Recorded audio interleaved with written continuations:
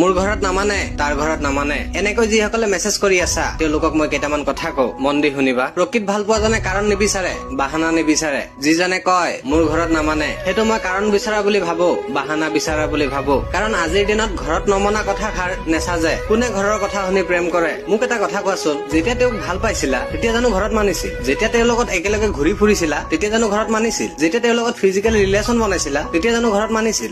ভাল পাবলৈ ঘৰত মানিব নালাগে, শাৰীৰিক সম্পৰ্ক কৰিবলৈ ঘৰত মানিব নালাগে, কিন্তু বিয়া পাতিবলৈ ঘৰত মানিব লাগে। এইবোৰ বাহানা নহয় যদি কি? বিশেষকৈ ছোৱালীসকলক কওঁ, প্ৰেম কৰিব বিচাৰা কৰা, কাৰোবাক ভাল পাব বিচাৰা পোৱা, কিন্তু এটা কথা মনত ৰাখিবা, বিয়াৰ আগত কোনোবাই যদি শাৰীৰিক সম্পৰ্কৰ কথা কয় সেই ভাল পোৱা তাতে এৰি দিবা। কাৰণ পেট ভৰাৰ পাছত বাচনত থকা ভাতকেইটাৰ যেনেকৈ মূল্য নাই, শাৰীৰিক সম্পৰ্ক হোৱাৰ পাছত ছোৱালীজনীৰ তেনেকৈ মূল্য নাই। আশা কৰো কথাখিনি বুজি পাইছা। যদি বুজি পাইছা কমেন্ট এটা কৰি থৈ যাবা, লগতে মোক ফলো কৰি ল'বা। আৰু যদি ইউটিউব চেনেলত ভিডিঅ'টো চাই আছা তেতিয়াহ'লে মোৰ চেনেলটো ছাবস্ক্ৰাইব কৰি ল'বা।